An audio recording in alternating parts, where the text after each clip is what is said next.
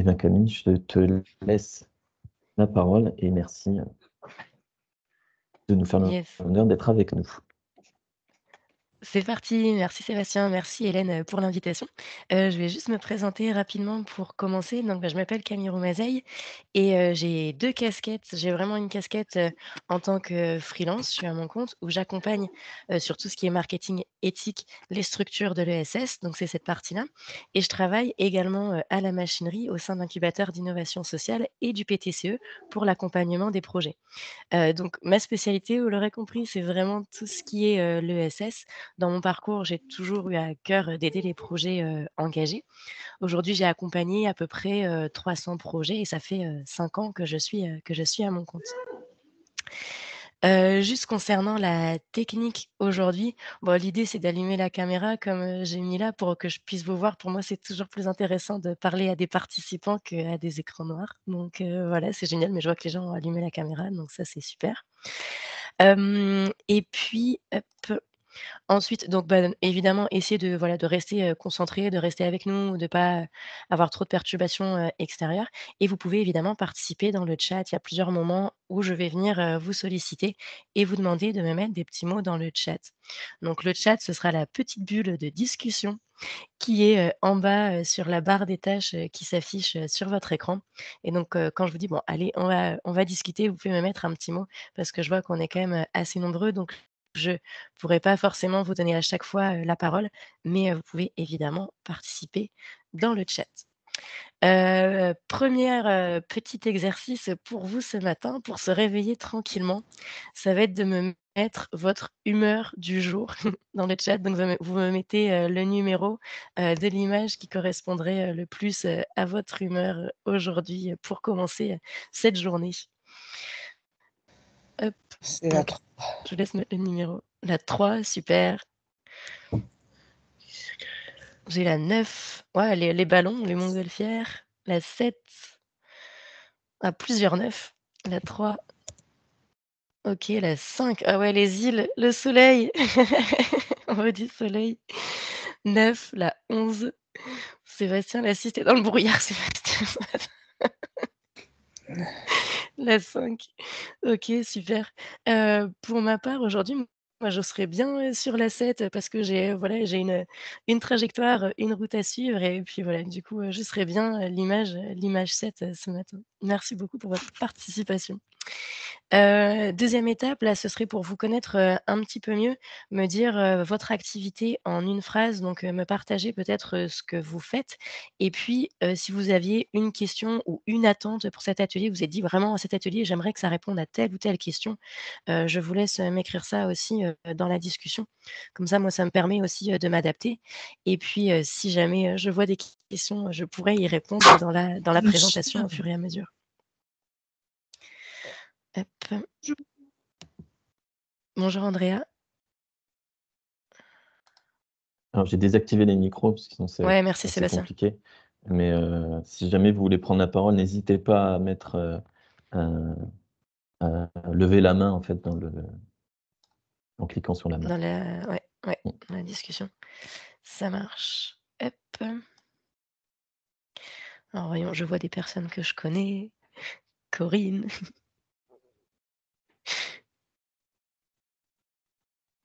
Alors gestion d'un parc médiéval et sur comment communiquer, donc là, c'est vraiment très large. Bachelor marketing et communication digitale, donc déjà un profil, super, communication et peut-être là pour voir, l'aspect, plus, éthique derrière la communication. Animatrice en journal créatif. Perrine, conseillère en création d'entreprise spécialisée, c'est pour BGE. Antenne Maubeuge, OK, génial. Prise de poste récente. Aurélie de Vauchel, bonjour Aurélie. Comment trouver une approche qui me corresponde? Génial. Praticienne en massage, bien-être, animation d'atelier, transition, OK. Vos sourires? Yes. Bon, tu vois, on sourit, mais alors moi, je suis en train de perdre ma voix. Sébastien, il est malade, donc on est une équipe un peu malade ce matin. C'est pas grave, on est là. OK, chargée de développement SS, community manager, super. Et ben, en tout cas, c'est super. Je suis vraiment ravie, du coup, de vous accueillir et il y aura des moments, d'échange, à la fin. Là, je vais dérouler, comment dire? Mon atelier. Je vais vous poser aussi quelques petites questions, par moment, mais on aura, un temps à la fin pour pouvoir discuter et que vous puissiez, faire des retours. OK et gestion de projet, lancement d'une association d'ateliers éco-responsables. Génial, communiquer de manière respectueuse, évidemment. OK et le surcyclage avec un tiers-lieu. Super, donc c'est très, très varié en plus, c'est vraiment intéressant. On va commencer déjà, avant de voilà, d'aller vraiment dans le cœur du problème, on va commencer par quelques définitions, évidemment, puisque quand on parle de communication et de marketing, on va être sûr quand même je vais être sûre qu'on parle tous de la même chose. Donc les définitions, puisqu'en plus, on n'est pas très fort, en comment dire? Le marketing n'est pas très fort sur lui-même, c'est-à-dire que, tout le monde a entendu parler du marketing, mais personne ne sait trop ce que c'est, en général. Donc, je vous ai remis ici, là, de manière assez simplifiée, les 2 bulles. Il y a le marketing qui va vraiment concerner tout ce qui est l'établissement des stratégies, la définition précise des cibles et des besoins. Donc on est d'accord, tout ça, c'est vraiment en amont et on va aussi, dans le marketing, participer à la définition de l'offre. Donc, c'est une vision vraiment globale, là, du marketeur qui intervient à différents niveaux. Ensuite, on a la communication, où là, on va être dans l'opérationnel. On va appliquer les stratégies. On va aborder différents canaux de communication et on va créer les messages. Aujourd'hui, moi, j'ai parlé de communication éthique parce que justement, je fais du marketing et que je sais que, les structures de l'ESS, le marketing, c'est un comment dire? Un terme qui leur donne des frissons et puis il y a les poils qui se hérissent et puis non, c'est pas pour moi. Donc vous avez vu que moi, j'ai choisi mes mots et aujourd'hui, je vous ai dit: «On va parler de communication éthique». Finalement, pouf, vous arrivez, on va aussi parler de marketing, en fait. Parce que tout ça, c'est lié et que c'est important de comprendre toute la chaîne. Il y a une définition du marketing, que j'apprécie vraiment beaucoup qui dit: «Le marketing crée, communique, délivre et échange des offres qui ont de la valeur pour les consommateurs, les clients, les partenaires et la société en général». Donc là, on est sur une définition de 2017, donc assez récente, de l'Association américaine de marketing et ils intègrent vraiment dans cette dimension de marketing les impacts sur la société de manière large. Donc en fait, ça met vraiment en avant une notion de développement durable que je trouvais vraiment intéressante par rapport à par rapport à la définition du marketing. Ça va être le marketing, on va dire, classique. On avait une entreprise avant qui mettait à disposition une offre pour atteindre des objectifs en satisfaisant des besoins. OK. De l'autre côté, on a le consommateur qui cherche à satisfaire des besoins et des désirs. Et le marketing vient organiser, en gros, cette interaction.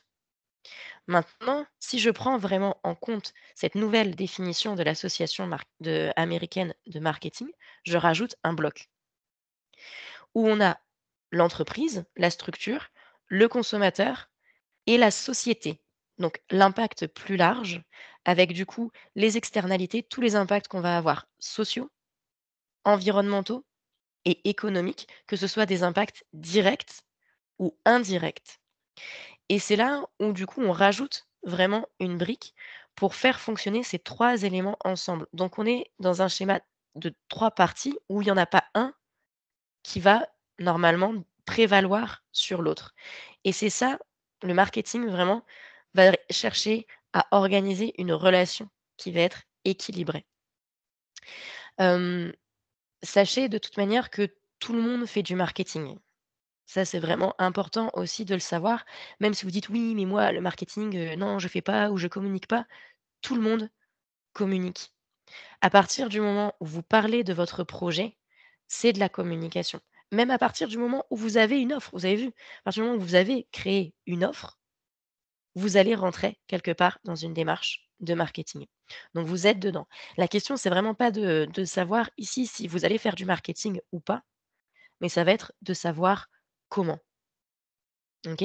Parce que si on de toute façon, si on ne communique pas, si on n'en parle pas, on est ermite dans sa forêt, dans la montagne et puis il n'y a pas d'interaction avec personne et on n'a pas finalement, on n'a pas d'impact autre que son impact personnel. OK? Mais ça, c'est vraiment important à comprendre que vraiment la question, c'est pas de se dire: «Est-ce que moi je fais du marketing?» Oui, on en fait tous, tout le temps. C'est juste qu'on n'en est pas forcément conscient. Mais, l'étape d'après, c'est vraiment de savoir comment. Il y a énormément, donc j'en ai un petit peu parlé, de tabous, d'a priori, sur le marketing dans l'ESS, dans l'économie sociale et solidaire. Bon, en plus, le marketing utilise quand même des termes, assez, forts de le marché, les cibles, la segmentation, et cetera. Donc il y a des termes qui se rapprochent vraiment de la publicité et d'une approche assez, agressive, finalement, de la communication et qui fait qu'il y a beaucoup d'appréhension. Donc là, je vous ai remis, une phrase qui dit que mettre trop en avant ses actions, c'est fréquemment vécu comme un renoncement, au moins partiel, aux valeurs propres à l'ESS. Donc il y a une espèce de, distanciation et de peur de se mettre en avant. Donc ça, c'était une étude qui avait été faite auprès des structures de l'ESS, qui vient d'un livre qui s'appelle, voilà, «Manuel de communication à l'usage des entrepreneurs sociaux et associatifs». Et donc les gens se mettent à distance et disent: «Non, je ne veux pas être visible», parce qu'il y a cette peur que si on nous voit, c'est que ça correspond plus à certaines valeurs et que ça nous correspond plus, quoi. Hem, c'est vraiment pour ça que je dis que là, moi, aujourd'hui, je parle plus de communication quand, je m'adresse aux structures, parce que le marketing, encore une fois, aujourd'hui, ça ne leur parle pas, d'accord? Ou alors ça leur parle, mais en négatif. Il y a vraiment une appréhension et il y a vraiment des préjugés dessus. Donc, quelques éléments. Le marketing dans une entreprise, on va dire, classique. Donc là, j'ai grossi le trait exprès pour pouvoir différencier les 2. Évidemment, c'est pas toujours aussi simple et c'est pas toujours aussi clair. Mais on va dire que ce qu'on pense du marketing, auprès d'une entreprise capitaliste, ça va être de dire: «Ben, ils inventent des problèmes, ils créent des besoins. Je n'ai absolument pas besoin, je ne sais trop quel, gadget pour, créer des gâteaux d'anniversaire à 12 000 étages», et cetera. Enfin, tous les gadgets que vous pouvez trouver dans les, boutiques de dropshipping qui viennent de Chine et qui coûtent 3 €. Donc ça va être l'évidence de se dire: «Ils inventent des problèmes, ils créent des besoins, ça va pas comment dire? Me correspondre». Ils poussent à la surconsommation. L'intérêt pour le développement durable pour ces entreprises, c'est seulement une mode, alors qu'on utilise des pratiques qui sont peu respectueuses de l'homme et de l'environnement. On va être sur des stratégies court-termistes et plutôt individualistes et on va faire face au greenwashing. Je vous montrerai juste après un exemple de greenwashing, mais c'est l'idée que, le greenwashing, on va, verdir une marque, on va verdir un contenu alors que le produit est le même. C'est McDo qui repeint son logo en vert, OK? Ça, greenwashing. Est-ce que McDo pour autant est plus écolo et plus vert? Non.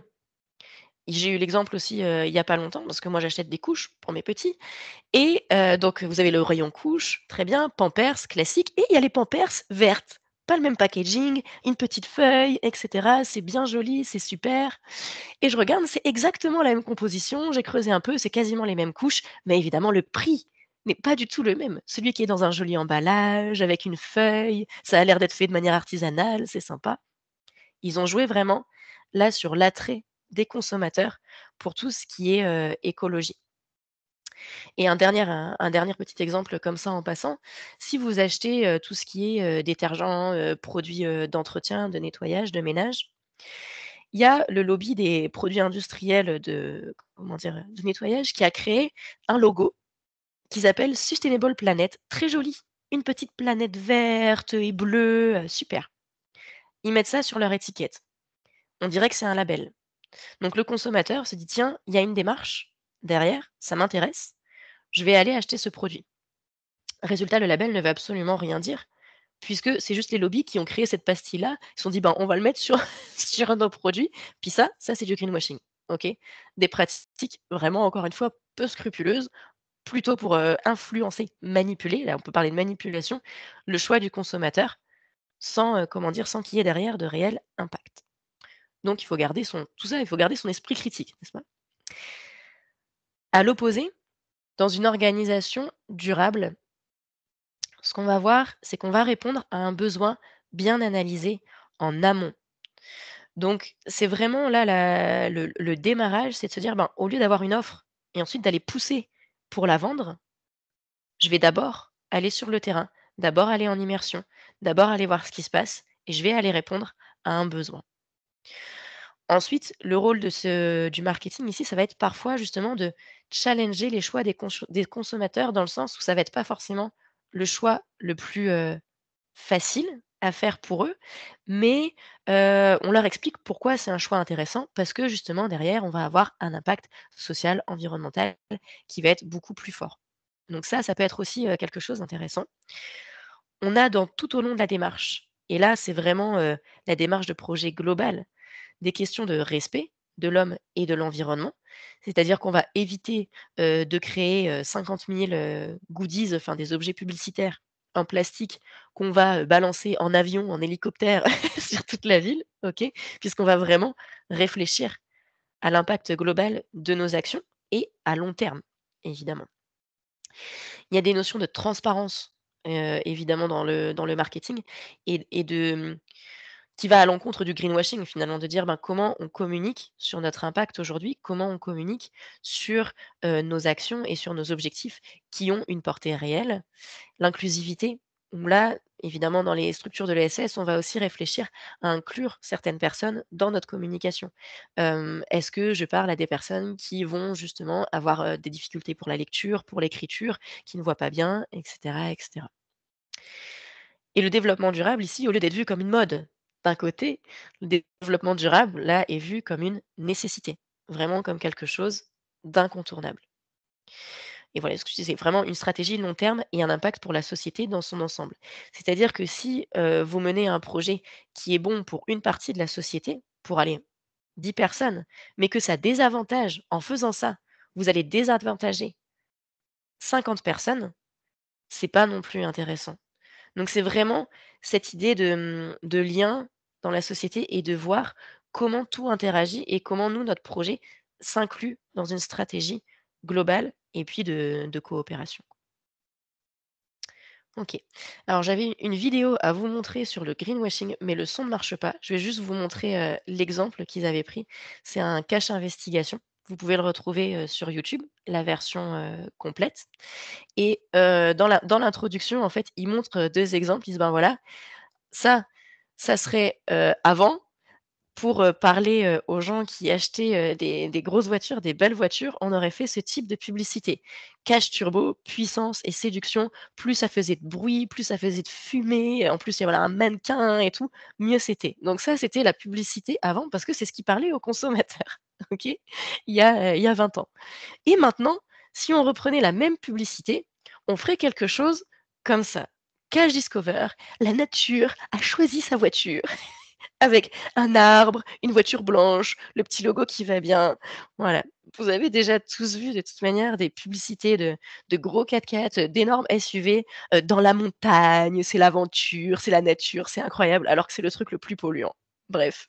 Donc c'est vraiment l'idée de dire ce fameux greenwashing, c'est on verdit une image. On a juste mis un coup de pinceau, en gros, vraiment là entre l'étape A et l'étape B, on a mis un coup de pinceau, on a repeint en vert et ça a donné ça. Mais derrière, la voiture n'a pas changé. OK? Donc c'est vraiment de garder encore une fois un esprit de recul par rapport à tout ça pour pas se faire avoir. Je déteste particulièrement le greenwashing parce que ça dessert en fait, toute démarche derrière qui est dans l'écologie et qui a vraiment un impact parce qu'ensuite les gens, à cause de ces pratiques-là, se mettent à douter de absolument tout. Parfois, vous pouvez avoir des fois ces discussions avec, des personnes, dire: «Oui, mais est-ce que c'est vraiment écolo? Est-ce que c'est vraiment bio? Est-ce que c'est» voilà, parce que on en vient à douter de tout, en particulier de ce côté, vert. Donc voilà, c'est ça je trouve que ça, c'est vraiment des pratiques, détestables. Et le cache investigation, on verrait, ils reviennent sur, l'eau en bouteille. En plus, on en parle beaucoup en ce moment, mais ils reviennent sur l'eau en bouteille, ils reviennent sur les banques, et cetera. Il y a plusieurs grands exemples comme ça qui sont intéressants. Hop, je remets la présentation. OK, voilà. Donc vous pourrez aller voir si ça vous intéresse. Étape suivante, la communication. Donc la communication, ça va être vraiment le fait de l'action, c'est ce que je vous disais, on est dans de l'opérationnel, de transmettre quelque chose, OK? Un message Et là, donc on est là, c'est une définition qui est vraiment très large, hein. C'est une définition que j'ai prise sur le Larousse, mais c'est fait exprès. Si on affine un petit peu, dans la communication, vous avez toujours l'émetteur, le message, donc c'est vous, vous allez créer le message que vous allez adresser à un récepteur. De ce récepteur, vous allez recueillir des avis, des retours. Vous allez pouvoir ajuster votre communication avant de renvoyer de nouveaux messages. OK? Mais donc là où on a vu où le marketing est vraiment en amont sur la stratégie, dans la communication, on va passer réellement, où est-ce qu'elle est ma souris? Hop, à la rédaction des messages, au choix de l'outil pour l'envoyer, ce fameux message. On verra qu'il y en a vraiment beaucoup aujourd'hui des outils. Et ensuite, ça fait une boucle puisqu'on prend en compte les retours pour pouvoir ajuster et puis continuer de faire évoluer notre communication.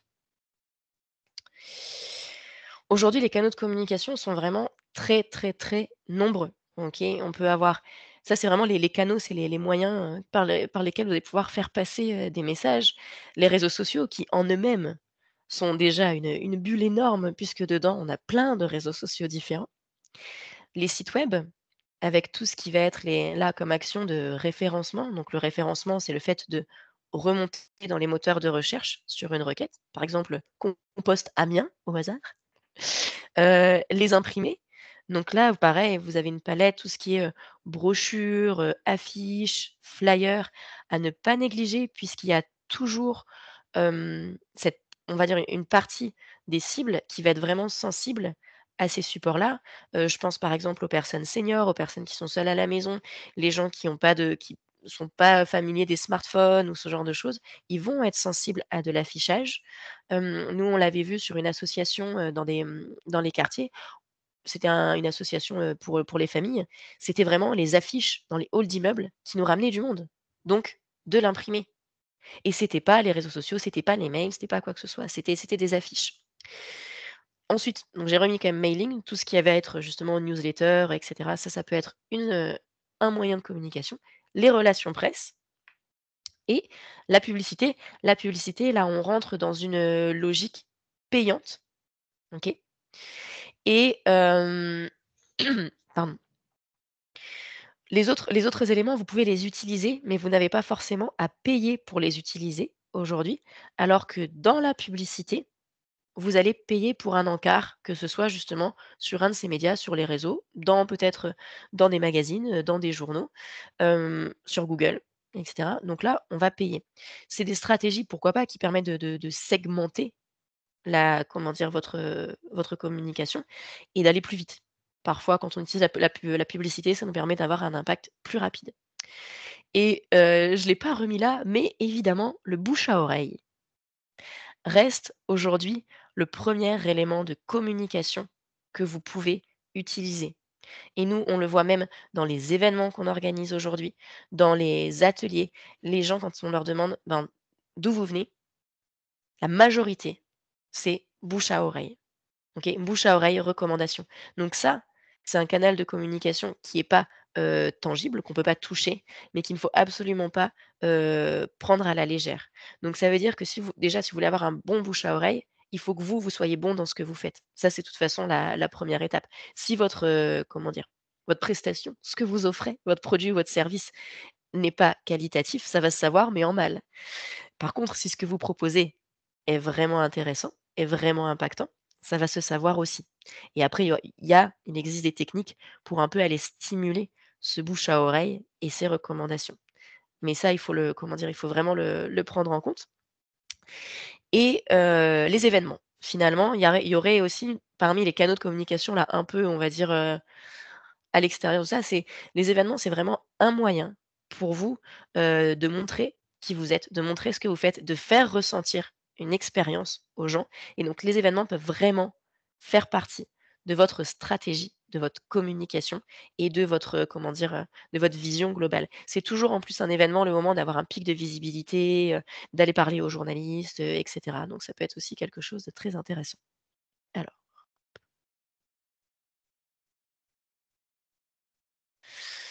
la communication maintenant et le SS. Donc on voit qu'on a des outils très différents et en gros, dans une entreprise, on va dire, classique, tous les canaux peuvent être utilisés, peu importe.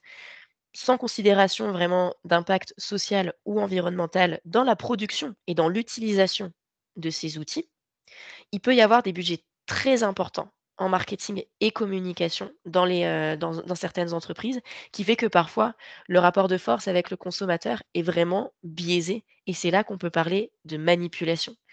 La manipulation, pour rappel, c'est, le fait d'amener quelqu'un à avoir un comportement sans qu'il s'en aperçoive et c'est là qu'on manipule quelqu'un. Ça veut dire qu'il ne se rend pas compte qu'il a été amené à effectuer une action, à acheter tel ou tel produit et il en est pas conscient et parfois avec le budget que mettent les entreprises sur les études psychologiques, comment dire? Neurologiques des consommateurs, sur les, moyens publicitaires qu'ils mettent, le rapport de force n'est pas équilibré entre le consommateur et l'entreprise et donc ça, c'est un problème et on a plutôt une vision, encore une fois, à court terme. Je l'ai remis là. Sur une organisation durable, on va plutôt réfléchir là vraiment aux canaux en termes de pertinence pour se dire: «Bon, ben, voilà, on va pas tout faire. Quels sont les meilleurs canaux qu'on va utiliser pour notre stratégie et comment on va les optimiser?» Donc vraiment sans faire n'importe quoi, comment on va optimiser nos outils de communication.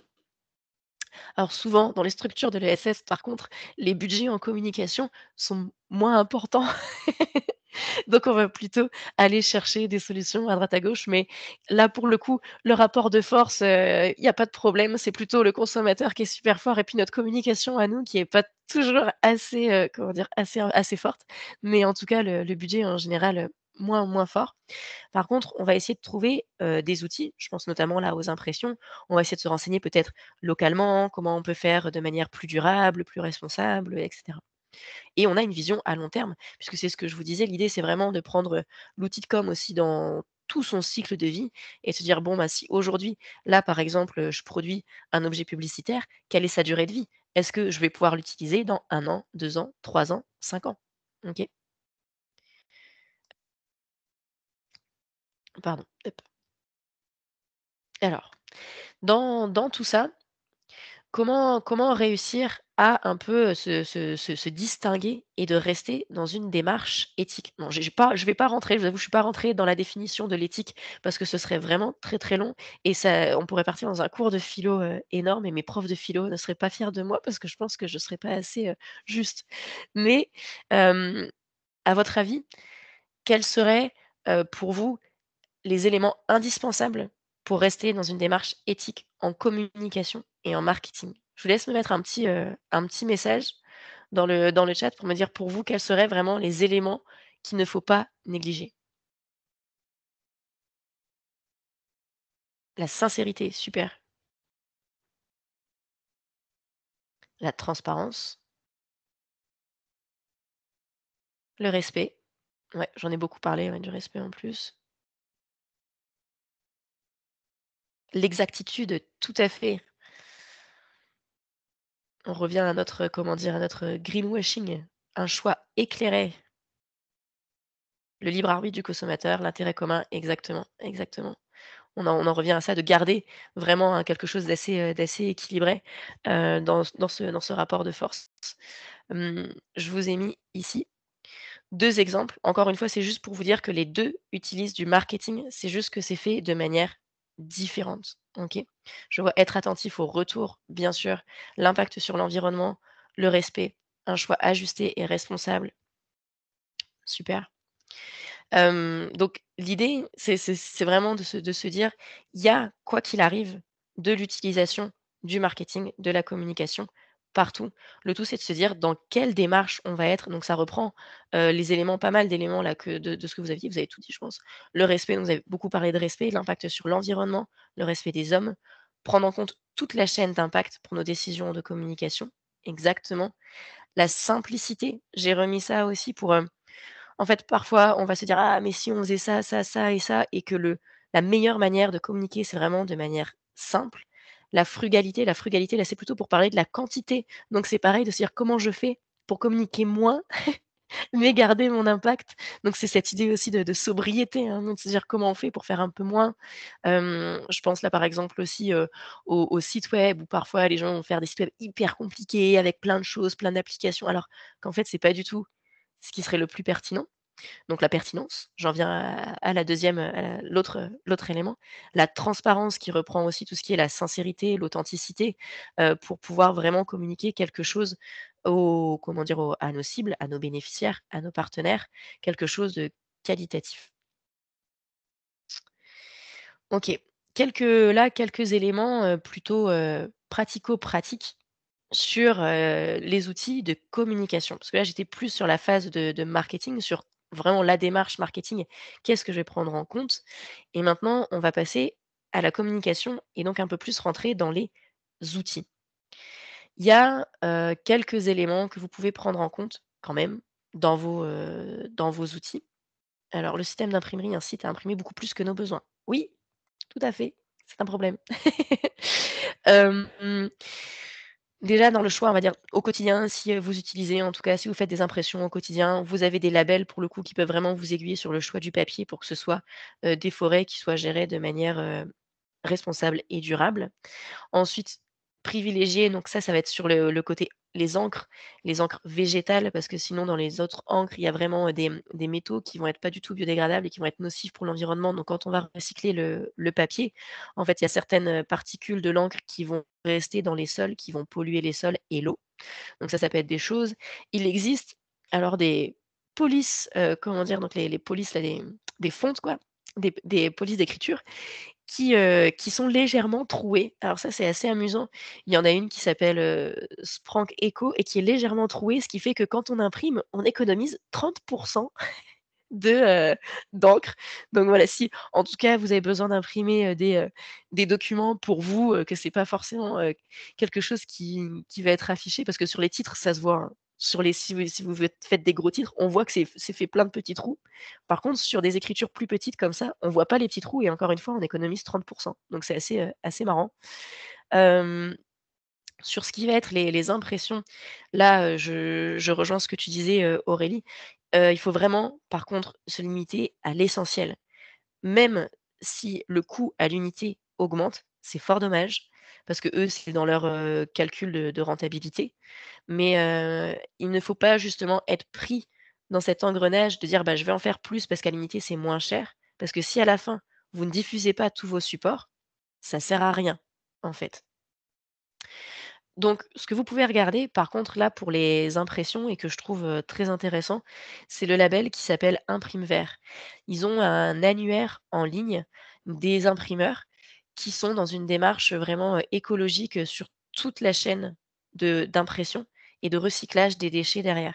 Et pour le coup, le cahier des charges, il est assez, comment dire? Exigeant et ils doivent le revoir tous les ans. Tous les ans, ils sont inspectés pour vérifier qu'ils respectent bien dans la chaîne de production, de réutilisation des déchets, qu'ils respectent bien des normes environnementales strictes.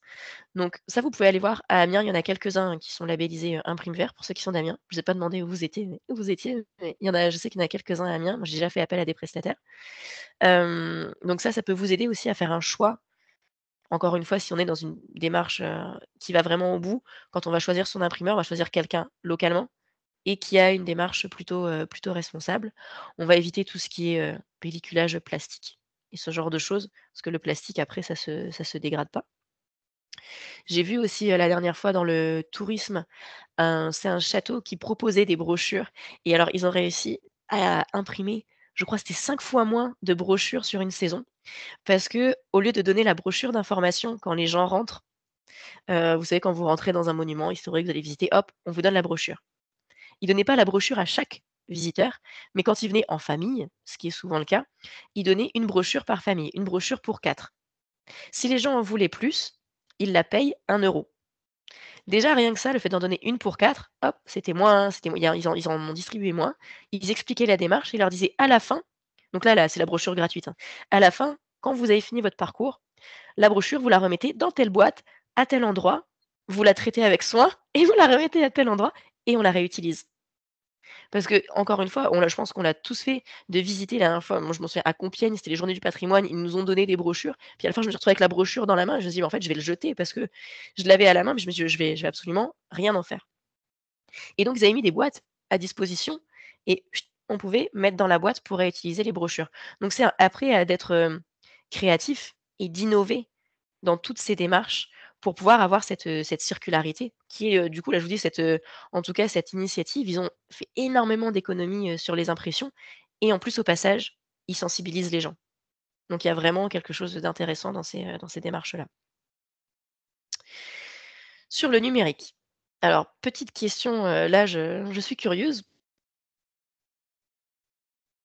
Qui est-ce qui consomme le plus de ressources, que ce soit en eau, en énergie, en matières premières? Est-ce que ce sont les utilisateurs, les centres informatiques, qu'on appelle aussi les data centers, ou bien le réseau? Le réseau, ça va être tout le réseau, informatique, avec, internet, les fils qu'on va tirer pour internet et cetera et cetera. OK? Je vous laisse répondre. Les data centers, les centres informatiques, les utilisateurs, les data centers. Data center, Sébastien, tu triches, on a déjà parlé. Absolument pas. Les utilisateurs, Je me dis qu'ils data sont plus center. nombreux, donc Exactement. Ouais, ouais, ouais. C'est toujours, toujours intéressant de poser cette question parce que je pense qu'il y a eu énormément de communication à un moment donné, sur les data centers justement, qui disaient que c'était les data centers, les plus polluants, et cetera. Alors qu'aujourd'hui, là c'est vraiment, vraiment très marqué pour le coup, il y a pas de nuance, il y a pas d'hésitation. C'est les utilisateurs. C'est nous qui sommes responsables de l'impact du numérique mondial. Ça, c'est une étude de Green IT. Je vous remettrai le lien si vous voulez, à la fin. Green IT, c'est une association, qui agit autour de toutes les problématiques liées à l'impact du numérique. Ils sont aussi, ils font du lobbyisme, hein, clairement auprès du gouvernement pour faire passer, par exemple, les garanties sur les appareils à 5 ans pour lutter contre l'obsolescence programmée et ils mènent des enquêtes. Et cette enquête-là, elle date donc de 2019. C'est une grande, grande enquête sur le numérique. Donc les utilisateurs, là, c'est leur, comment dire? Le pourcentage de pollution par rapport à l'impact du numérique global. Donc sur l'impact du numérique global, l'utilisateur, il représente 74 de la consommation d'eau et 76 de l'épuisement des ressources. Donc on voit encore une fois, je vous disais, il y a pas nuance en fait. Les le levier d'action, plus que sur les data centers, il est sur nous.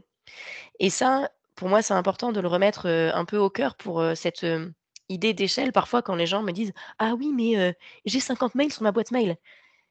C'est sûr que si on peut trier ses mails, c'est bien, mais là où on va avoir le plus d'impact ou 14 000 mails, Sébastien, tu en à 23 000. Mais du coup, ça va être vraiment là de vous dire, c'est le où est-ce que je peux avoir le plus d'impact rapidement et ça va être vos équipements. Tout simplement parce que déjà, la fabrication de nos équipements aujourd'hui demande énormément de ressources et de matériaux non renouvelables. Et il y a des tas de matériaux qui vont être en pénurie. Donc pareil, ça c'était un des objets de l'enquête. Il montrait que certains matériaux qu'on utilise, comme le cuivre par exemple, dans nos appareils informatiques, seront épuisés d'ici 5 à 10 ans. D'ici 5 à 10 ans, c'est demain. Donc ça veut dire qu'il faut vraiment trouver des moyens de rentrer dans de la circularité pour réutiliser nos appareils, en prendre soin et les faire durer plus longtemps. OK, ça, c'est vraiment pour le coup un enjeu énorme sur nous, sur les utilisateurs, parce qu'en plus, là, c'est que la fabrication des équipements et si on inclut dedans notre utilisation, qui va être du coup l'utilisation des réseaux, l'utilisation, bah, en énergie et cetera, ça va encore augmenter. Je vous ai remis là, du coup, les sources d'impact du plus important au moins important. Donc le premier, c'était ce qu'on a vu juste avant, c'est vraiment la fabrication des équipements des utilisateurs. C'est nous, c'est notre responsabilité collective, à la fois dans le cadre personnel et dans le cadre professionnel. On a, je crois, par habitant en France, trois écrans par personne. Parce qu'on a téléphone, ordinateur, télé, tablette, etc., etc. Et donc, c'est vraiment ça qui aujourd'hui va être pénalisant. Donc, fabrication des équipements utilisateurs, la consommation électrique de nos équipements, Ensuite, on arrive plutôt là sur le réseau. La consommation électrique du réseau, ça va être internet, 3G, 4G, 5G, mais ça va être tout ça qui va consommer énormément. La consommation électrique, ensuite, on arrive des centres informatiques, donc les fameux data centers. Les data centers, donc c'est l'endroit où on va conserver nos données. Typiquement, justement, si je reviens sur les mails, vos mails, quand ils sont sur votre boîte mail, à laquelle vous pouvez accéder, tous les jours, 7 jours sur 7, 24 heures sur 24, c'est parce que ces données-là, ces mails-là, sont conservés sur un serveur à part. OK? Et donc ce serveur, il faut le faire tourner, il faut l'alimenter, il faut le connecter à internet. Il est connecté du coup, 24 heures sur 24 pour que vous puissiez accéder à vos mails. Là, après, sur le numérique, il y a aussi, on peut trouver des data centers plus responsables, par exemple. J'en connais, par exemple, des entreprises où les data centers sont alimentés uniquement à l'énergie renouvelable et la chaleur qui est dégagée par ces, serveurs, puisque ça chauffe, ils arrivent à recapter la chaleur pour chauffer comment dire? Chauffer les habitations alentours. Enfin, c'est génial parce que du coup, là, pour le coup, ils ont vraiment réfléchi tout le process. Ensuite, on a la fabrication des équipements réseau. Ça va être justement tous les fils, tous les câbles qu'on va tirer pour avoir internet. La fabrication des équipements hébergés par les centres informatiques, ça c'est en dernier. Donc la fabrication des serveurs, ces fameux serveurs sur lesquels on stocke de la donnée. Sur, les bonnes pratiques, là, du numérique, on va avoir le fait déjà, ben, de réduire, ce que je vous disais, le nombre d'objets connectés. Ça peut être en mutualisant certains objets, en remplaçant certains, donc peut-être que on va éviter d'utiliser certains objets, mais vraiment, ça va être la sobriété. Donc quand moi je vois la maison connectée où on peut tout faire depuis son téléphone, son chauffage, ses fenêtres, ça c'est la plaie.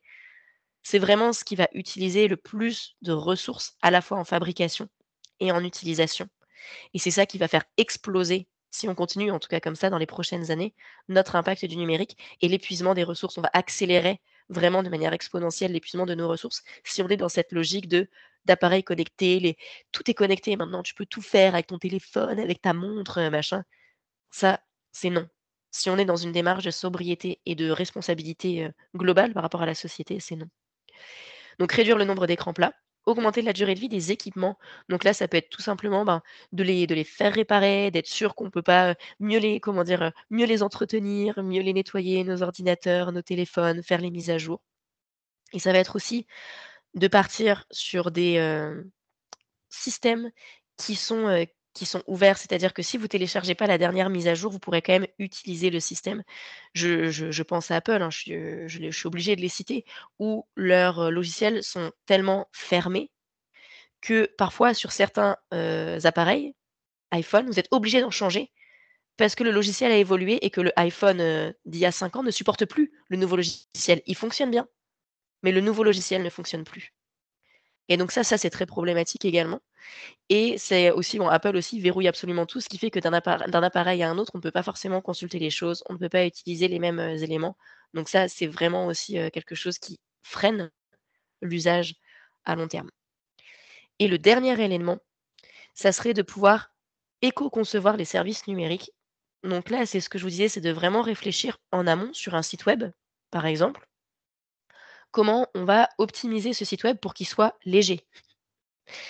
Et ça va être parfois des fonctionnalités qu'on va rajouter qui n'ont rien à voir et qui vont, alourdir le truc, vraiment, de manière, inutile, hem, ou des applications ou ce genre de choses qui vont vraiment aller alourdir quelque part notre utilisation, du web, là où on n'en a pas besoin. Voilà, ça c'est vraiment la quelques éléments aussi de réflexion et qui vous permettent de prioriser certaines actions par moment ou de déculpabiliser aussi. Parce que parfois, je vois des gens qui me disent: «Oui, mais attends, mais nous, on est écolo, on veut pas, publier sur les réseaux sociaux». Publier sur les réseaux sociaux, votre impact, il est, vraiment minime, en fait. Par contre, si derrière, vous avez un téléphone pro, un téléphone perso, un machin et cetera, c'est compliqué. Et donc on peut aussi, j'ai vu la dernière fois, je ne sais pas si vous connaissez, Team for the Planet, ils ont analysé l'impact de leur communication en termes d'émissions CO2 et l'impact qu'avait leur entreprise en termes de réduction justement des gaz à effet de serre. Et leur impact dans la communication était évidemment, anecdotique, c'était rien du tout, c'était minuscule. Alors que pour le coup, ils communiquent énormément sur le web, ils sont sur les réseaux sociaux, ils sont très présents. Mais derrière, cette communication-là leur permet d'économiser des milliers de tonnes d'émissions de gaz à effet de serre. Donc il faut mettre dans la balance aussi. À un moment donné, bien sûr qu'on est obligé de communiquer. Alors oui, on va avoir un petit impact en communiquant, mais derrière, c'est pour avoir quelque chose de bien plus global et de bien plus important. Donc c'est aussi cette échelle de valeur à mettre en perspective. Dans les plus grosses consommations numériques, alors je vois les contenus vidéo porno, donc les utilisateurs peuvent agir exactement. Aujourd'hui, c'est plus de 80 du web, c'est ça, c'est du porno de toute façon. Et les vidéos, c'est très, lourd, c'est très énergivore, ça c'est sûr. Et le streaming l'est encore plus. Donc quand vous regardez, des vidéos, en streaming, quand vous regardez des vidéos comme ça, c'est ce qui va peser le plus lourd en termes de data, dans l'utilisation en tout cas du web. Sur le web, il peut y avoir aussi tout ce qui est, libre. Le libre, les éléments, open source, ça rejoint ce que je vous disais par rapport à Apple qui pour le coup n'est pas du tout open source. Mais, il y a aussi quand même un mouvement dans, le numérique qui est le mouvement des logiciels libres, qui dit que l'utilisateur est libre de la manière dont il va utiliser un logiciel, dont il va s'en servir, dont il va se l'approprier et dont ce logiciel va collecter ses données. Parce que ça, c'est aussi une problématique d'éthique. Comment on collecte nos données aujourd'hui et comment on les utilise, derrière. Donc ça rejoint la RGPD, la Réglementation générale sur la protection des données, mais ça fait partie des questions à vous poser, de dire: «Bah, quand je collecte de l'information auprès de mes utilisateurs, de mes bénéficiaires, qu'est-ce que je fais de cette information? Comment je la traite?» Et tout ce qui est logiciel libre, quand c'est possible, moi je vous encourage le plus possible à aller vers ces logiciels-là. Tout simplement parce que derrière, il y a une vraie démarche, il y a un vrai engagement, c'est une communauté de développeurs qui, proposent des logiciels qu'on peut s'approprier. Alors peut-être pas nous personnellement, mais qu'un développeur en tout cas pourra s'approprier et paramétrer spécifiquement pour nous et on garde la main. C'est vraiment cette idée-là de dire: «Le numérique reste un outil à mon service et pas l'inverse. C'est pas moi qui suis au service des outils du numérique». OK? Donc ça, c'est vraiment, cette approche. Vous pouvez regarder par exemple le seul aujourd'hui, comment dire? Navigateur qui est open source, c'est Firefox. Ensuite, il y a des moteurs de recherche aussi qui sont alors pas forcément open source, mais qui sont plus engagés. Il y en a d'autres que Google qui utilisent. Moi, j'utilise Qwant qui est français par exemple, qui surtout, limite comment dire? L'utilisation des données privées surtout. Il y a des boîtes mail aussi qui sont plus écolos et cetera. Donc ça peut être après, quand on va plus loin dans la démarche, ça peut être après ajuster ces différents éléments. À savoir que c'est pas toujours facile de trouver une alternative, en open source ou en libre. Clairement, on va pas se mentir, les géants, ils sont trop forts. Google, les outils qu'ils proposent aujourd'hui sont tellement performants et gratuits que c'est vraiment un coût, de ne pas utiliser Google. Parce que ça veut dire qu'on va payer pour d'autres services ou qu'on va devoir monter en compétences pour utiliser des logiciels open source, alors que Google fait tout ça très bien et gratuitement. Donc ça, c'est sûr que, ça peut freiner et ça peut, entraver, on va dire, notre engagement pour un numérique plus libre et plus durable. OK, hop. Ah là, j'avais quelques exemples de communication à vous montrer. Je pense que alors mon son ne marche pas, mais je pense que j'ai pas besoin du son, je vais quand même pouvoir vous les montrer parce que c'est sympa.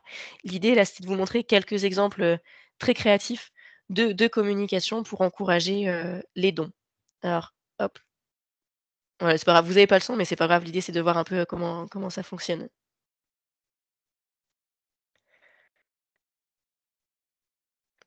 Hop, donc là, l'idée, c'est vraiment on passe la carte et en passant la carte, on voit en fait, on voit ce qui se passe, réellement. Bon là, c'est pas très sobre au niveau, de l'énergie et des écrans. Celui-là, par contre, pour le coup, on est vraiment dans de la créativité puisque, on avait une place gratuite. Ils offraient un festival qui offre une place gratuite en échange des cheveux qui vont servir derrière à faire des perruques. Là, on est, super bien au niveau de la démarche, c'est hyper créatif, c'est impactant et tout le monde, en fait, tout le monde vient, peut participer, quoi.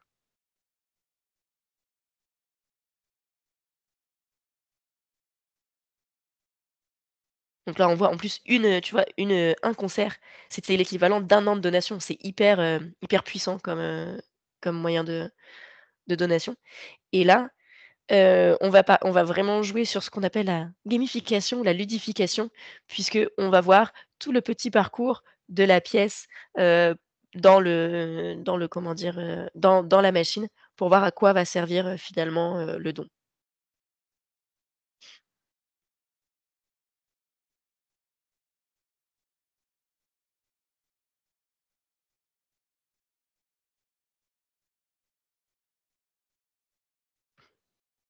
Ceux-là, ils sont très forts. Des t-shirts pour 2 €. Donc ça va attirer une population qui, a priori, achèterait un t-shirt à 2 €. D'accord? Et avant de recevoir votre t-shirt, on vous montre les coulisses de leur fabrication pour voir qu'un t-shirt à 2 €, qu'est-ce que ça veut dire? Et là, c'est très, très fort en termes de sensibilisation, je trouve, puisque on accroche les gens avec quelque chose et ensuite on fait passer un message pour les responsabiliser, tout simplement, déclencher des prises de conscience et pouvoir dire aux gens: «Ben, voilà ce qui se cache derrière la fast fashion, en fait». Et donc à la fin, les 2 €, qu'est-ce qu'on fait? Est-ce qu'on donne à une asso ou est-ce qu'on achète vraiment ce t-shirt?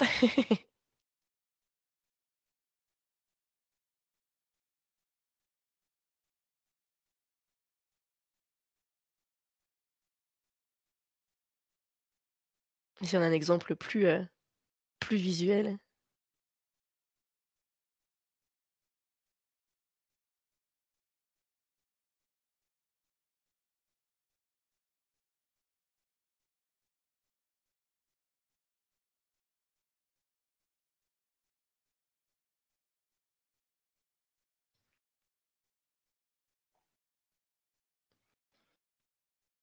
OK et là pareil, c'est le côté interactif pour vraiment voir concrètement, ce qui se passe. Donc tous ces exemples-là, en fait, c'est vraiment ils utilisent comment dire? Tous les ressorts, tous les rouages du marketing. On a vu que ce soit, une accroche avec: «Ah, un t-shirt à 2 €, que ce soit la ludification, le côté jeu, le côté très concret, visuel. Ils utilisent tous les ressorts du marketing, tous les, on va dire les ressorts psychologiques pour convaincre les gens, mais c'est possible d'utiliser ça dans un comment dire? Dans un but qui soit, avec un impact, social, environnemental et puis là, c'est pour faire des dons pour des associations. Donc, derrière, il y a un but qui est plus vaste et plus général. Et oui, quand c'est gratuit, c'est que c'est vous le produit. C'est exactement ça. Quand c'est gratuit, c'est nous le produit. Les réseaux sociaux, par exemple, quand vous, allez sur les réseaux sociaux, gratuitement, vous donnez tellement d'informations sur vous-même que derrière, les entreprises, font leur, publicité, grâce aux informations qu'on leur donne. Donc voilà, c'est sur le numérique, c'est jamais gratuit de manière générale, c'est pas gratuit. OK. Là, je voulais vous parler, heu, d'un écueil, du coup, qu'on peut trouver quand même dans cette balance, dans cet équilibre entre le marketing et le fait de parler vraiment et de déclencher la prise de décision chez le consommateur. Ça va être de pas mélanger le message et le besoin plus général, le besoin social, environnemental. Tout simplement, là, je vous ai mis un exemple de plaquette de chocolat parce que c'était, genre, c'était je sais plus exactement pour quelle plaquette c'était, mais il s'était rendu compte que s'il mettait en avant l'argument, de petits producteurs, de soutien, de commerce équitable, c'était compliqué. Pardon.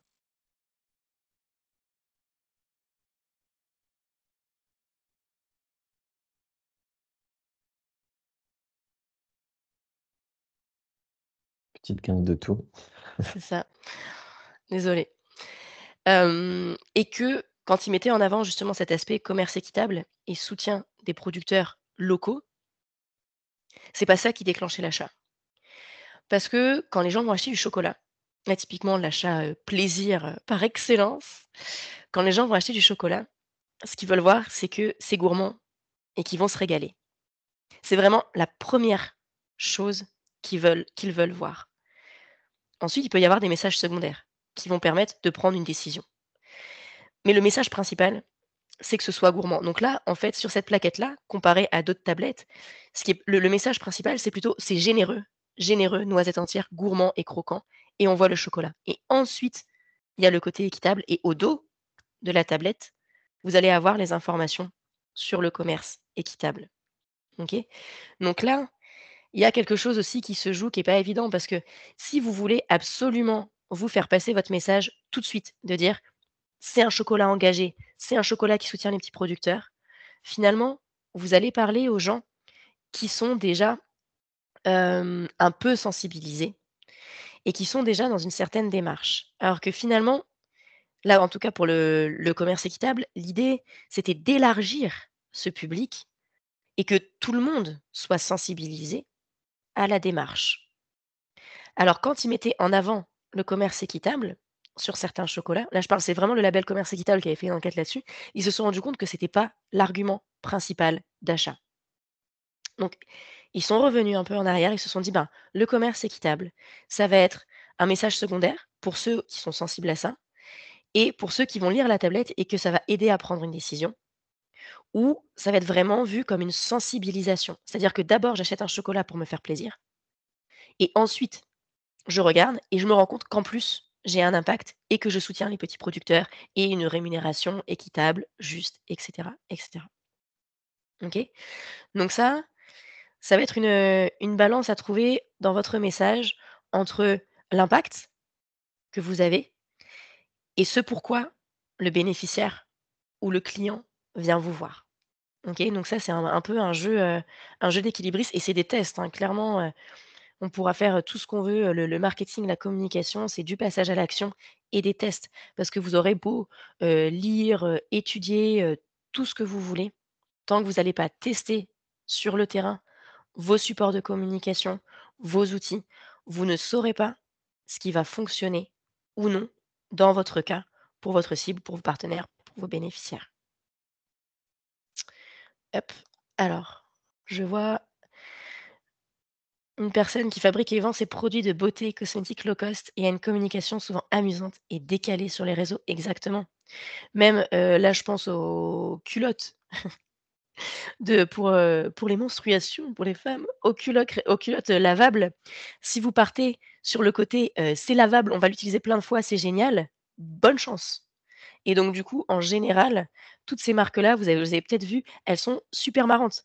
Elles ont beaucoup d'humour, c'est très voilà, encore une fois, c'est joyeux, c'est fun, c'est décalé, en fait.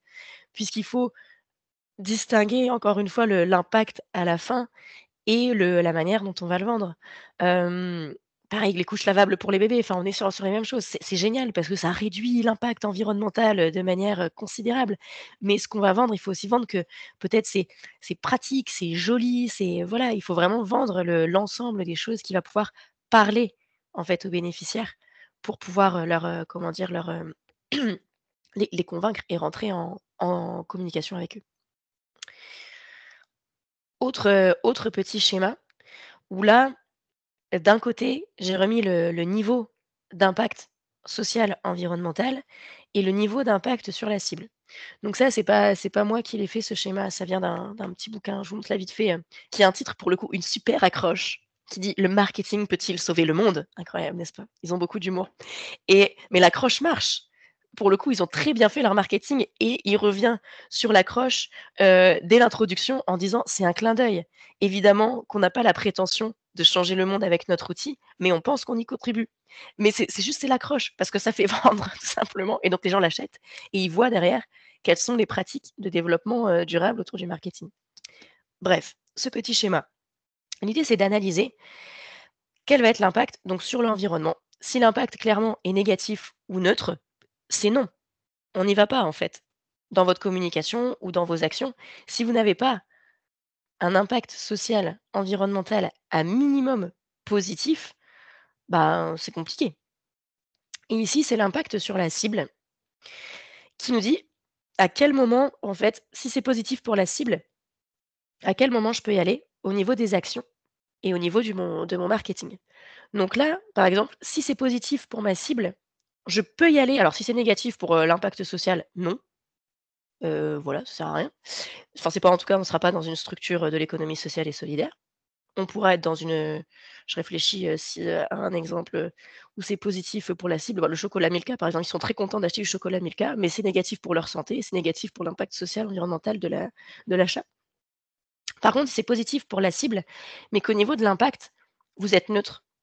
Vous pouvez y aller quand même. Neutre, ça veut dire que ça va être, hem, ni, spécialement vers le mieux, mais ça va pas être vers le moins. Là, on peut y aller, mais on peut l'expliquer pourquoi on le fait, quoi. Ça va être toujours cette idée de jugement, d'authenticité et de se dire: «Bah, là, on le fait. Il y a pas forcément, un impact positif, mais c'est bon pour nos bénéficiaires, donc on y va». Typiquement, quand on va, donner, de la nourriture qui est pas forcément, bio, locale, et cetera, mais qu'on va la distribuer à des personnes qui n'ont rien à manger, bah, il vaut mieux qu'ils mangent, plutôt qu'ils aient rien, même si c'est de la nourriture qui est pas forcément, bio, locale ou quoi que ce soit. Et ensuite, si on regarde ici le niveau d'impact social, environnemental, s'il est positif, mais que c'est négatif pour ma cible, bah, c'est non. Et là, on a un devoir moral. Bon là, je vais vous donner un exemple extrême, mais typiquement pour que la planète se porte mieux, il faudrait qu'on soit un peu moins d'humains. Pour autant, est-ce que je vais aller réduire le nombre d'humains sur la planète? Non, OK? Moi, c'est ça, je dis vraiment quelque chose d'extrême. Mais parfois, il y a des choses qui peuvent avoir un impact social, environnemental positif, mais l'impact sur mes bénéficiaires ne sera pas positif. Dans ces cas-là, j'y vais pas. Si l'impact environnemental est positif et que l'impact sur la cible est neutre, j'y vais, je peux y aller. Je suis pas obligée de le dire, du coup, mon impact social, environnemental, parce que ça va pas l'intéresser en plus ma cible. Le cas du chocolat, ça va pas forcément l'intéresser que c'est du commerce équitable. Maintenant, évidemment, si j'ai un super niveau d'impact social, environnemental et un super niveau d'impact sur ma cible, là, bravo, jackpot, vous vous trouvez au bon endroit de cette matrice et là, vous pouvez y aller sans, voilà, sans problème. Hop, OK. Clac.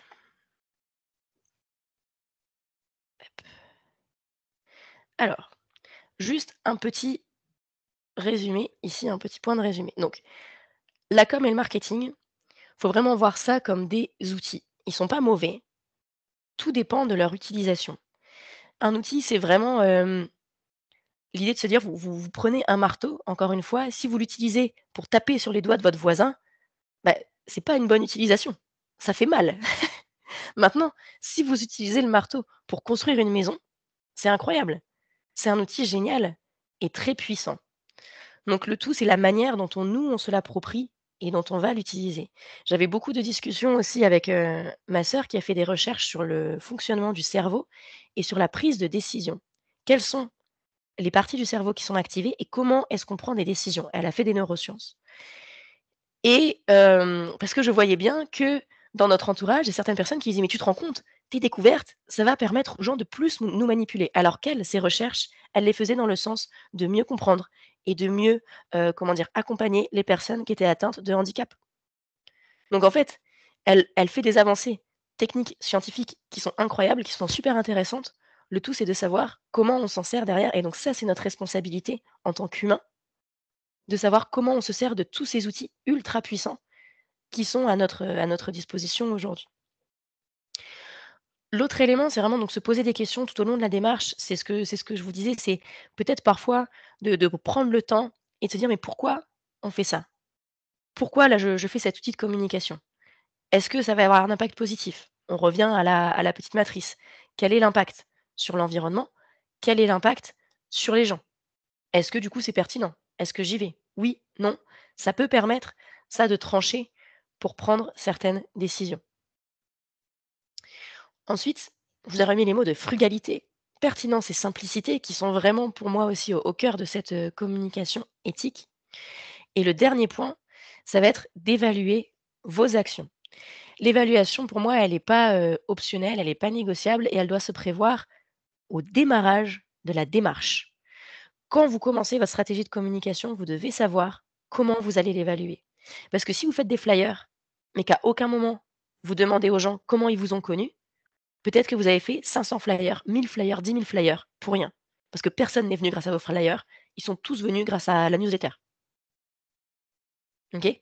Et donc dans ces cas-là, vous pouvez arrêter de produire des flyers pour la planète et pour vos bénéficiaires. C'est inutile. OK? Donc hyper, hyper important, toujours prévoir des moments d'évaluation et de réajustement de votre stratégie. Sinon, on risque de partir dans tous les sens et puis de pas optimiser. On ne sera pas dans cette pertinence-là, en fait, et on ne pourra pas optimiser réellement nos outils de communication. OK, voilà. Est-ce que vous avez des questions? Vous pouvez réouvrir vos micros et on peut passer, à un temps, d'échange, de débat, ou si vous avez des bonnes pratiques à nous partager, aussi des choses que vous avez vues ou que vous avez expérimentées.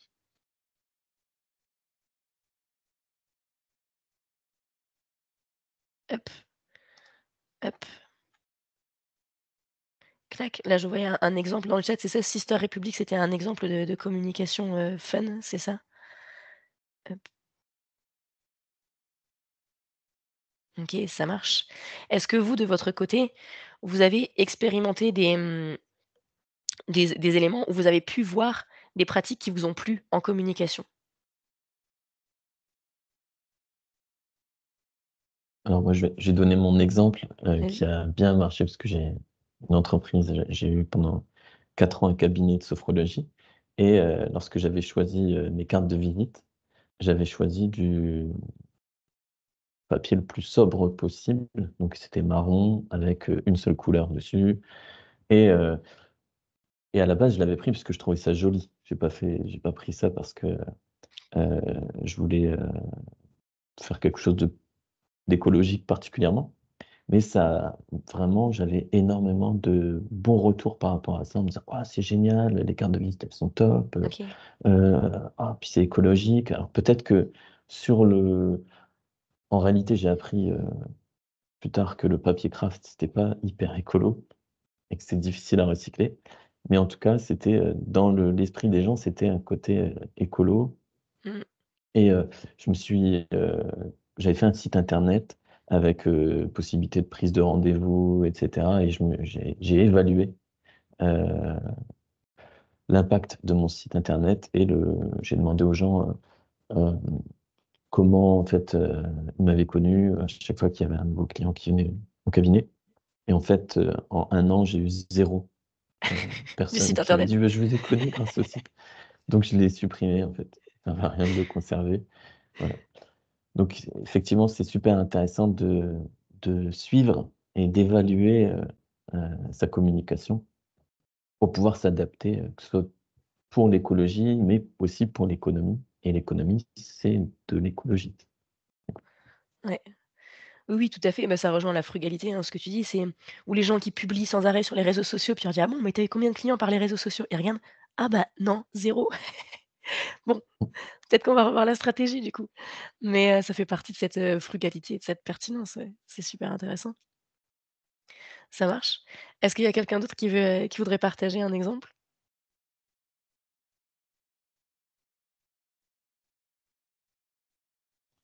Ben, moi, je veux bien, parce que c'est facile. C'était, Sébastien qui m'avait accompagnée et pour, promouvoir, des ateliers bien-être en kayak dans les ortillonnages, bon, qui s'appelle Zen sur l'eau. Il m'avait proposé de faire des invitations, à la main, sur carton, sous enveloppe, déposées en boîte aux lettres et ça a effectivement très bien marché. Les gens, ils sentent que c'est leur est directement adressé et alors moi, alors ça tombe bien, j'avais des stagiaires, donc elles m'avaient aidée à le faire. Ça n'avait pas pris non plus, voilà, des heures, hein, et voilà, et les retours étaient, je sais pas, 80 des gens me répondaient, en fait, et puis beaucoup venaient aussi, donc bon, alors après, aussi pour compléter ce que tu disais, Camille, c'est vrai que c'était des é la ma communication, c'était un événement gratuit puisque j'invitais à découvrir, l'atelier pour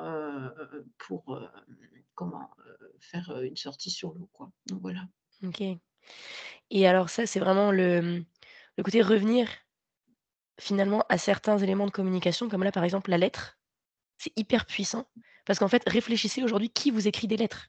Personne. À part, l'assurance, les impôts et payer les factures. En vrai, vous recevez jamais de lettres Et donc quand vous recevez moi je sais qu'il y a pareil, il y a 2 copines qui m'écrivent des cartes postales, on a continué à faire ça parce qu'en fait, il y a un côté plaisant quand même dans cette communication. Donc quand vous revenez aussi à des modes de communication finalement qui ne se font plus aujourd'hui, dus au smartphone, vous allez sortir du lot, vous allez vous différencier et il va y avoir une certaine qualité aussi de relation qui va se créer avec la personne, puisque c'est vraiment l'idée de prendre soin. Il y a ça, il y a les lettres par la boîte aux lettres que je vois et il y a les appels téléphoniques. Les gens ne s'appellent plus, ils se font des vocaux. Tu te fais un vocal sur WhatsApp, tu t'envoies des petits messages, des machins et tout, mais les gens ne s'appellent plus. Donc quand tu appelles quelqu'un pour prendre des nouvelles, waouh, les gens se disent: «Waouh, super sympa». OK?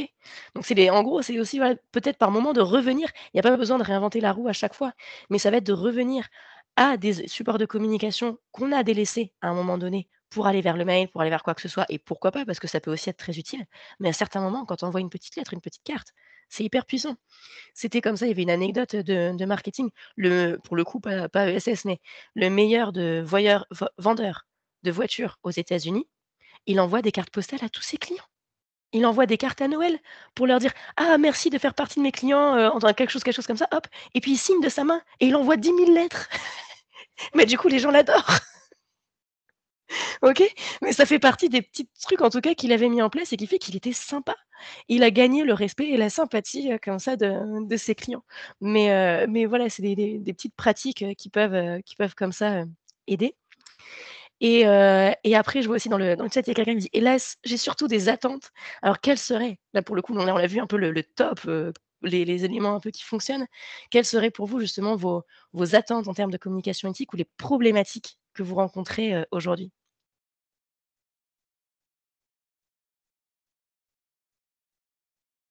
Alors je vais en soulever une en attendant, mais heu, toujours sur la sophrologie puisque c'est, un moyen de communiquer et notamment de bouche à oreille, c'est, de laisser un commentaire. Mmh. C'est du bouche à oreille indirect, mais laisser un commentaire sur une page, Google par exemple ou sur, un agenda de prise de rendez-vous en ligne et cetera. Et en fait, quand on est, dans un métier, de bien-être, c'est délicat, en fait, de demander à quelqu'un de laisser un commentaire. Donc en fait, enfin moi je l'ai jamais fait. Tous les commentaires que j'ai pu avoir, c'était des gens qui l'ont fait spontanément. Mais, forcément, on se retrouve avec, beaucoup moins de commentaires, par exemple, qu'un coiffeur ou, une esthéticienne ou, voilà, un métier de service aussi Mmh. qui est pas forcément, où on rentre pas forcément dans l'intimité de la personne. Voilà. Donc c'est un souci en fait, la communication.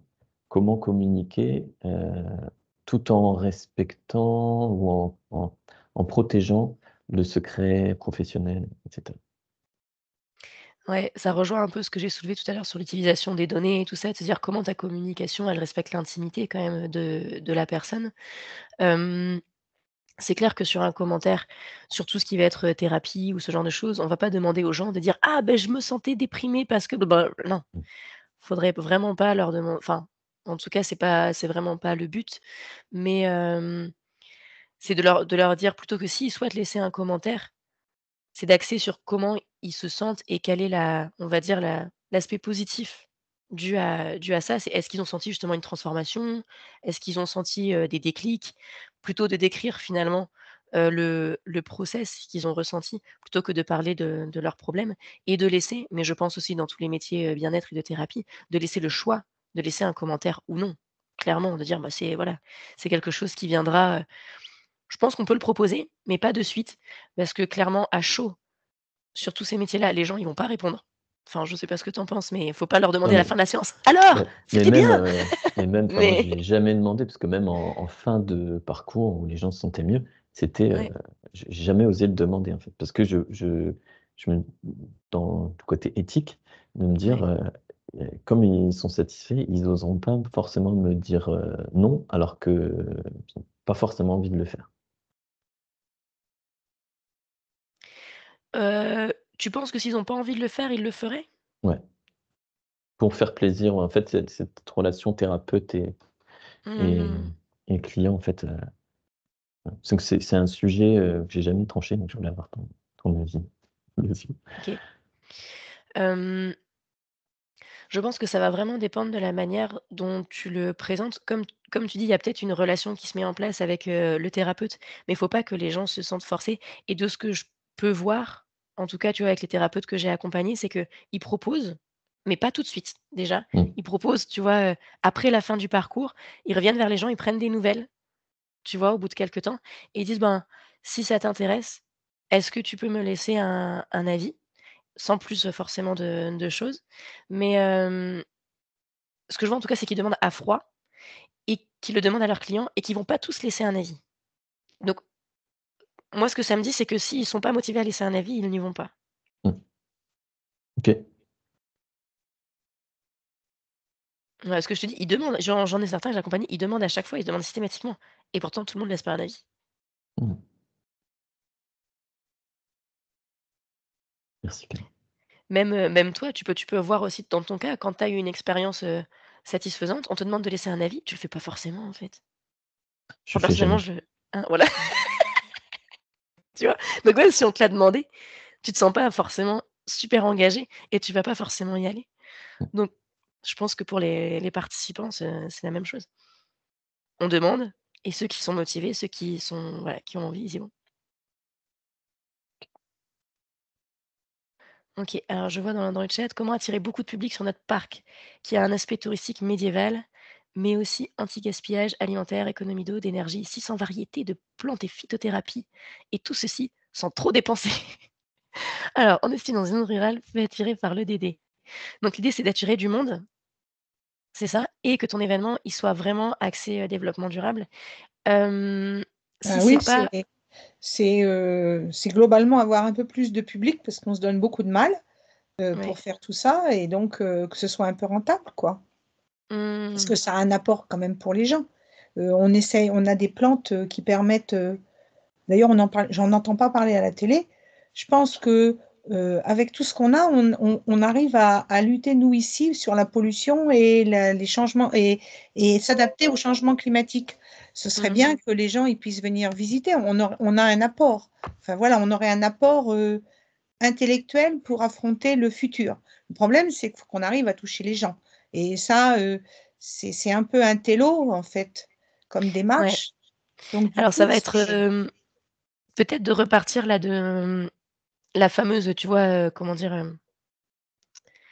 Distinction entre ce que vous faites qui a vraiment un impact, ce que tu décris là sur le côté développement durable et ce pourquoi les gens vont venir. Et l'idée, c'est de voir au niveau du grand public, comme ma tablette de chocolat que les gens vont acheter si elle est gourmande, que ça donne envie et qu'on a envie de la manger. Et l'idée, c'est peut-être que ton événement, le message sur le développement durable, il va être secondaire et le premier message, il va être ailleurs. Si c'est un événement pour les familles, tu peux axer sur tout ce qu'il y a pour passer un super moment en famille avec ses enfants, convivial, et cetera.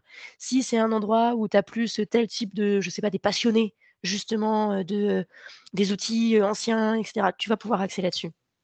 Mais l'idée, c'est de voir ce pourquoi les gens vont se déplacer dans un premier temps, donc ce qui va les pousser à l'action et ça peut être justement de juste passer un bon moment en famille et quand ils sont là, sensibilisation. C'est comme les gens qui vont acheter un t-shirt à 2 €. Tu vois, c'est la même logique. Ils disent: «Ah chouette, un t-shirt à 2 €». Ils y vont, puis en fait, on te dit: «Non, non, regarde ton t-shirt à 2 €, regarde ce que c'est en vrai. Tu veux toujours l'acheter? Non». Et mais là c'est déjà un peu ce qui se passe parce qu'en fait, on a beaucoup, beaucoup de plantes, hein, des chiffres phénoménaux. Et en fait, les gens ne viennent que pour la ferme pédagogique. OK, Et en fait, ils sont à peine rentrés de 2 mètres dans le parc qu'il y a tout de suite la question sur les plantes. Ils disent: «Ah mais attends, mais moi je» et les mamans, elles laissent, quand ils viennent en famille, elles laissent le papa se débrouiller tout seul des gosses sur les toboggans et elle nous dit: «Racontez-moi vos plantes. Maintenant, racontez-moi vos plantes. Finalement, moi, je suis venue pour accompagner mes enfants, mais non, je n'accompagnerai plus mes enfants. Mon mari se débrouille et moi, vous me racontez mes plantes». Et voilà, donc du coup, c'est déjà un peu ça qui se passe. Le problème, c'est qu'on n'est pas assez connu, que j'arrive pas à faire de la pub, que j'ai pas le temps et que voilà. Donc, euh, alors les élus d'ici nous disent que 500 personnes qui sont venues l'année dernière, c'est formidable dans une zone enclavée comme on est, mais 500 personnes, ça fait pas l'argent qu'il faut. Donc, OK. il faut qu'on arrive à… Parce qu'à la limite, on est aux confins de l'Oise, entre la Somme et la Seine-Maritime. Peut-être qu'on pourrait avoir beaucoup, beaucoup plus de public. Voilà, mais je ne sais pas comment… je ne sais pas, voilà. Alors, là, c'est vraiment une stratégie de com, globale et en 5 minutes, je pourrais clairement pas répondre, à cette question de dire comment je fais pour mobiliser, tant de personnes sur un événement parce qu'il faudrait qu'on rentre vraiment plus dans le détail et qu'on puisse rediscuter de toutes les étapes, en fait, de la stratégie, de com ensemble. Donc là, en tout cas, là, sur les 5 minutes, j'aurais pas le temps de faire ça. Mais si, en tout cas, c'est une volonté d'en discuter à côté, moi, je vous remets juste dans le chat le lien vers mon agenda, si vous voulez prendre rendez-vous et discuter, faire le point.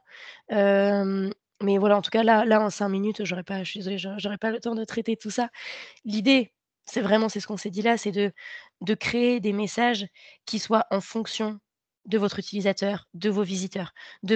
On a souvent ce biais de créer le message en fonction de qui on est, de ce qu'on veut dire, nous, en tant qu'experts, en tant que porteurs de projet. Mais nous, on est biaisés parce qu'on sait des choses, on a de l'expérience, on a de la culture, on a des éléments que le grand public, en tout cas que la cible qu'on veut avoir n'a pas forcément. Et donc la toute première étape, c'est d'aller discuter avec les gens pour voir ce qui les a fait venir à ce festival et pourquoi ils y reviendraient et de discuter avec des gens très, très largement pour voir pourquoi ils viendraient à ce festival. Et ensuite, votre communication, elle va se baser sur ce que les gens ont dit et pas forcément sur ce que vous avez envie de dire à un moment T. C'est vraiment de partir de vos bénéficiaires et de partir de ce point-là pour créer en fait la communication. Et puis après, ça Camille, c'est les oui, si vas-y. je peux me permettre, je suis totalement d'accord avec toi et je trouve qu'en fait, la simplicité, c'est ultra efficace et parfois, moi, je me juge en tant qu'accompagnateur et cetera, j'aimerais mettre un vocabulaire spécifique et cetera et je me rends compte du point de vue des gens que soit c'est pas compris, soit c'est trop compliqué, soit on veut trop en mettre et donc simplicité, franchement, si les gens viennent sur la ferme pédagogique, on communique sur la ferme pédagogique. Ça paraît bête à dire, mais du coup, il y aura moyen de faire d'autres choses une fois qu'ils seront là. Simplicité, efficacité et vraiment parfois on veut trop en mettre. Je m'autoflagelle aussi parce que c'est mon cas et du coup on n'y comprend plus rien au message originel. Donc je pense que c'est vraiment une quelque chose à faire avancer quoi, être simple avec ce qu'on veut dire. Et l'observation effectivement, hier j'ai eu un webinaire sur, l'innovation par l'observation et c'est très éclairant.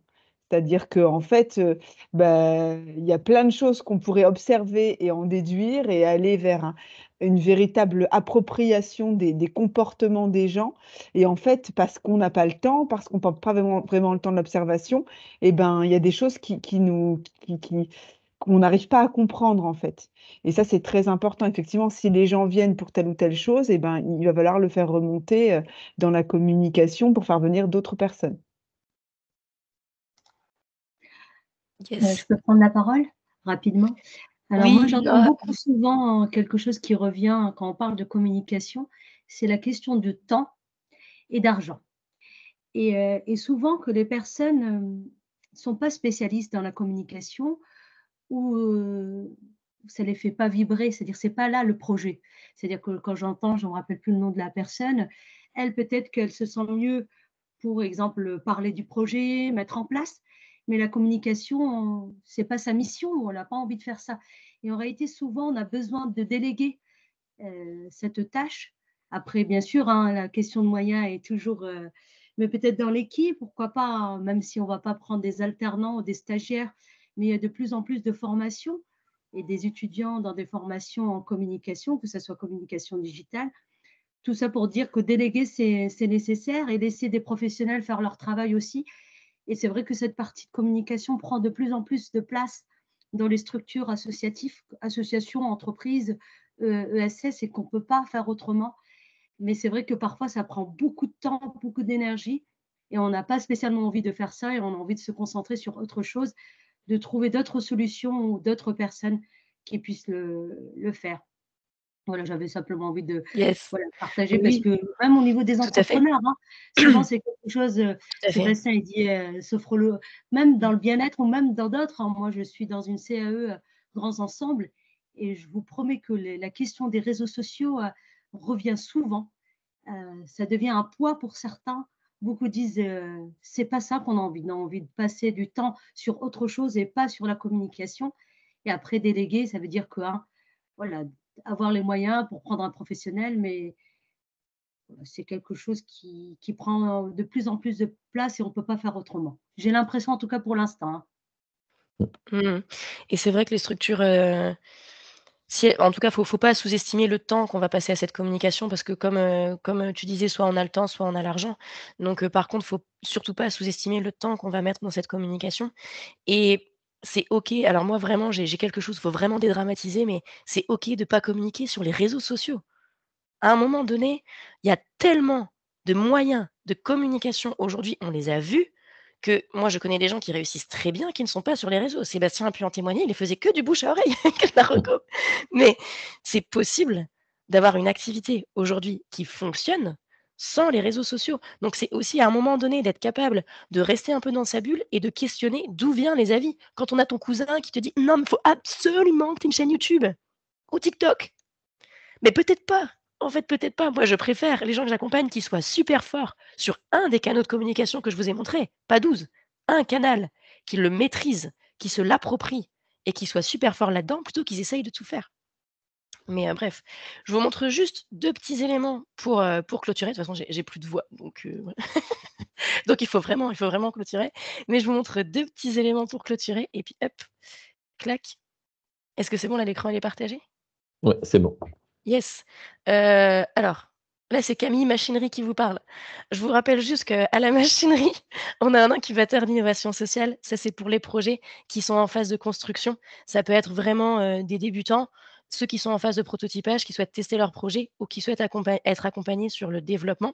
On a une session, en fait, de recrutement, qui est en cours, pardon, et je vous mets le lien, hop, dans le chat parce qu'on a une nouvelle session sur l'incubateur qui va, démarrer le 15 mars. Il nous reste des places, donc vous pouvez, encore postuler. En tout cas, si vous avez un projet ou une création, en cours, vous pouvez en tout cas, postuler. L'idée dans l'incubateur, c'est vraiment d'accompagner sur toutes les thématiques de gestion de projet de manière collective et on est en partenariat avec BGE qui fait de l'accompagnement individuel. Hem Et maintenant Camille, avec, avec, mon comment dire? Moi je suis formatrice, donc je peux proposer des accompagnements et des formations en communication sur tout ce qui va être de comment vraiment aller étudier le besoin, répondre à un besoin, mettre en place une stratégie qui vous corresponde pas à pas, avoir une offre claire. On en a beaucoup parlé de clarté, de simplicité et puis finalement être visible. Donc ces fameux canaux de communication, ensuite comment on les utilise et comment on se les approprie pour le projet. Donc ça, si vous êtes intéressé, c'était plutôt le petit lien là de rendez-vous pour faire un premier contact. C'est vraiment là un accompagnement, spécifique, com et marketing. Par contre, moi, je fais pas, de prestations. Pour le coup, c'était Nora qui parlait de prestat. Moi, je fais pas de prestat. J'accompagne vraiment à faire, pour que les gens puissent faire après eux-mêmes et soient en toute autonomie. Voilà pour ma petite conclusion. Est-ce que, bah, je vous laisse peut-être, partager, dans le chat un peu, le mot de la fin, un retour, quelque chose, voilà, que vous avez peut-être, appris, pendant cet atelier?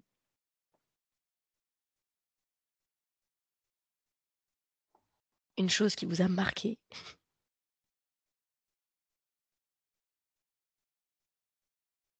Ce qui m'a marqué, c'est que communiquer, c'est pas un grand mot. Le marketing, c'est un grand mot. C'est clair. Ah non, mais c'est clair. C'est sûr, bah, tu vois, les cibles, mais c'était encore la dernière fois pendant l'incubation, c'était Axel qui m'avait dit: «Oh là là, quand tu as commencé à parler des cibles, je me suis dit que j'allais avoir une journée entière sur le marketing, j'ai eu peur». Et puis finalement, ça s'est très bien passé. Mais c'est ce fameux, 1er aperçu. On va faire une journée de marketing. Mais, Déborah qui nous dit: «Ça me donne envie d'aller sur le terrain et de mettre à profit le bouche à oreille». Mais oui, super, Déborah, il faut absolument y aller. super. Et c'est vrai que ça, je l'ai il y a plein de gens, en fait, qui m'ont dit: «Mais moi, je suis allée, c'est pour appeler les gens». Et ben, génial! Encore une fois, on peut choisir chacun sa manière de communiquer qui nous corresponde et jamais, encore une fois, moi, je forcerai quelqu'un à dire: t'aimes pas appeler les gens, fais pas comme ça, fais de la publicité sur Facebook. Non, si t'aimes appeler les gens, on va trouver ensemble des manières de faire pour être connu, pour aller faire des relances, pour trouver comment on les contacte, comment on fait cette relation client. Dans relation client, il y a relation. Donc en fait, c'est d'aller travailler sur ces éléments-là. Hop, pardon, je vois un peu des éléments. Ça m'aide, génial. Pas facile de tout évoquer, notamment le problème d'écologie avec les machines. Bah oui, bien sûr. Bonne journée, il faut que j'affine encore ma cible. Ah ouais, la cible, c'est vraiment important, c'est vrai, hein, ça c'est sûr. Communiquer au plus proche de nous, faire ce qui nous ressemble. Exactement. Ça fait peur de communiquer, mais oui, oui, c'est vraiment quelque chose que moi j'ai souvent aussi, ouais, c'est, la peur, quoi. La peur, alors ça après ça peut faire appel à d'autres blocages et d'autres freins internes qu'on a sur le fait tout simplement, ben, du regard des autres. Donc là après, c'est Sébastien peut-être qui pourra plus vous parler justement des blocages intérieurs. Tout à Mais, fait. il y a ce truc Et on en de, parle souvent. ouais, mais c'est vrai. Est-ce qu'on va m'aimer?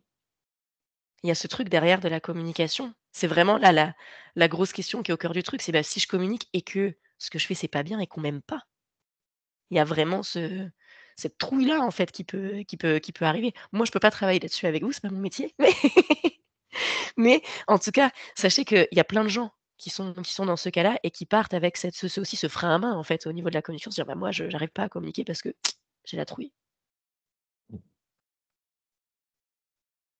OK, ça OK. marche, super. Merci beaucoup. Eh bien, merci beaucoup, à tout le monde pour votre participation et bah, n'hésitez pas je vais vous envoyer la vidéo, qui sera disponible sur notre chaîne YouTube et donc dans le mail, vous aurez, une petite photo en bas de l'écran. Vous pourrez, cliquer dessus et vous inscrire à nos prochains webinaires. On fait régulièrement des webinaires, à chez BGE Picardie et donc il faut en profiter parce qu'ils sont gratuits. Voilà. Merci beaucoup Camille et je vous souhaite une excellente journée à toutes et à tous. Bonne À journée. très bientôt. Au revoir, Merci. bonne journée, au revoir. Bonne journée. Merci beaucoup. Au revoir.